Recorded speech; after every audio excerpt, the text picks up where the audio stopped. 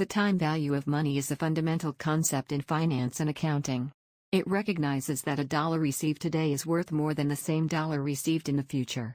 This is because money has the potential to earn interest or be invested, allowing it to grow over time. The time value of money is based on the concept that money has a time cost associated with it. For example, if you have 100 today, you could invest it and earn interest, which would make it worth more in the future. Conversely, if you delay receiving 100 until a future date, you are giving up the opportunity to invest or earn interest on that money in the meantime. The time value of money is influenced by several factors, including inflation, opportunity cost, and the risk associated with the investment or use of funds. These factors affect the purchasing power and value of money over time. The concept of the time value of money is essential in various financial calculations, such as determining the present value and future value of cash flows, calculating interest rates, evaluating investment opportunities, and making informed financial decisions.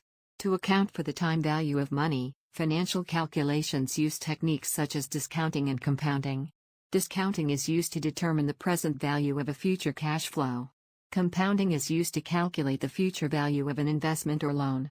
Understanding the time value of money is crucial when analyzing various financial decisions such as investment analysis and determining the value of future cash flows.